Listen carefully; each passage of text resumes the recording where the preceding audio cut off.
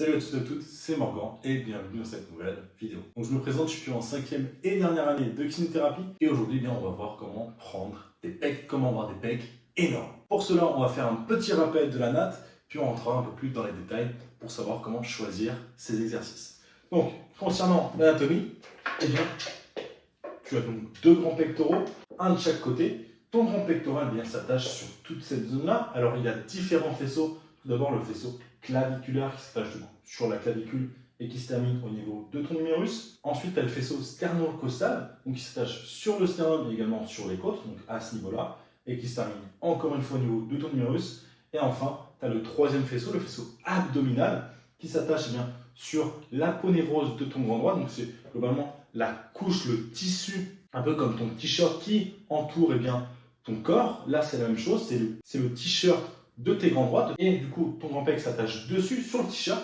et se termine également, encore une fois, au niveau de ton humérus, donc l'os de ton bras. Donc ton grand pec fait les mouvements de flexion, en tout cas plus pour le faisceau claviculaire, également de rotation interne de ton bras rentre vers l'intérieur, et enfin d'adduction horizontale.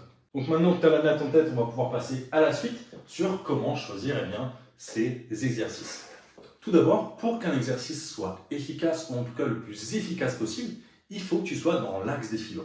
Donc par exemple, pour ce qu'on a vu avec le faisceau claviculaire, il faut en fait que ton exercice soit dans l'axe des fibres qui sont en bas et en dehors. Donc lorsque tu vas venir le travailler, ton humérus devra être dans cet axe-là, pour vraiment être dans l'axe des fibres. Deuxième chose à savoir, c'est que les exercices à forte tension d'étirement sont meilleurs que les exercices à forte tension de contraction. Je ne sais pas si tu te rappelles, on avait discuté dans une des vidéos sur les 5 facteurs de croissance musculaire, où on avait en premier la tension d'étirement et en second la tension de contraction. Donc ce qu'il va falloir faire dans tes séances, c'est avoir des exercices à très forte tension d'étirement et des exercices à très forte tension de contraction. Pour cela, il faut savoir définir de quel type est un exercice. On va prendre l'exemple du développé couché.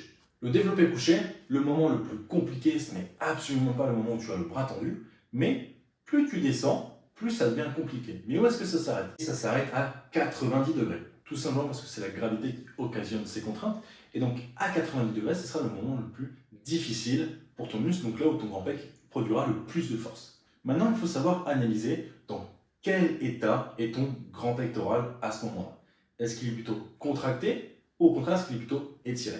J'imagine que tu as dû comprendre, ton grand pectoral, dans cette situation-là, est plutôt étiré. Ce qui fait que le développé couché est un exercice à très forte tension d'étirement. Et pour être plus spécifique de ton faisceau claviculaire, ce sera les développés inclinés. Donc concernant le développé incliné, je te conseille de l'effectuer à seulement 30 degrés d'inclinaison. Pourquoi? Tout simplement parce que plus tu inclines ton banc, plus tu vas venir solliciter ton deltoïde antérieur. Et en fait, 30 degrés, c'est le mix parfait, c'est l'équilibre parfait pour avoir une très bonne stimulation de ton faisceau claviculaire sans avoir une trop grande stimulation de ton deltoïde antérieur. Donc, voici le premier exercice que je te dirais de faire pour prendre des pecs, et notamment au niveau du faisceau claviculaire, c'est du développé incliné à 30 degrés en pensant bien avoir ton bras dans l'axe de tes fibres. Vraiment, ça, c'est super important. Ensuite, on a vu que le deuxième facteur de croissance musculaire, c'était la tension de contraction.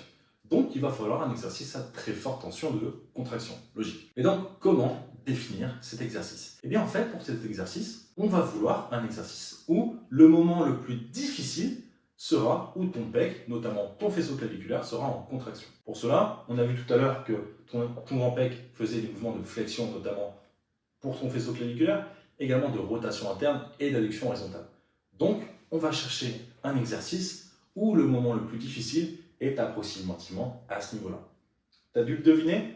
Eh bien en fait, on va faire de l'écarté à la poulie, mais un peu plus précis que ça, on va faire de l'écarté à la poulie basse en unilatéral. Pourquoi? Tout simplement pour avoir un meilleur trajet et un moment le plus difficile, le plus haut possible. Comme ça, on est le plus en contraction, et plus on est en contraction au moment où l'exercice est le plus difficile, plus la tension de contraction sera élevée. Donc pour ça, ce que je te conseille de faire, c'est du coup à la poulie basse, venir chercher, tu vas venir t'avancer un peu et tu vas t'incliner légèrement pour, lorsque tu vas venir être encore plus dans l'axe de tes fibres.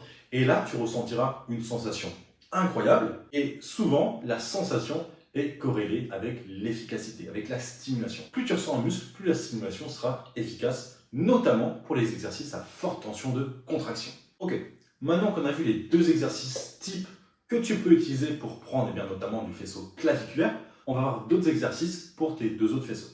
Alors, étant donné que les deux autres faisceaux progressent plus rapidement que le faisceau claviculaire, on va les travailler simultanément. Donc, on ne va pas forcément faire de différence entre les deux. Et c'est pour ça que un superbe exercice que tu peux faire qui a très forte tension d'étirement pour tes pecs, et notamment le faisceau sternocostal, c'est le développé couché. On a expliqué tout à l'heure à quel moment c'était le plus compliqué et pourquoi est-ce que c'était un exercice à très forte tension d'étirement, et c'est pour ça que je te conseille également de le mettre dans ta séance. Mais si tu en as un peu marre de faire du développé couché, développé incliné, un exercice que tu peux faire, que tu connais sûrement, c'est les dips. Les dips sont un exercice incroyable à très très forte tension d'étirement. La preuve, lorsque tu finis, en tout cas le moment le plus difficile lorsque tu fais une dips, c'est à ce niveau-là. Et donc, ton pec ne peut pas être plus étiré qu'à ce niveau-là. Donc, c'est peut-être même le meilleur exercice à très, très, très forte tension d'étirement.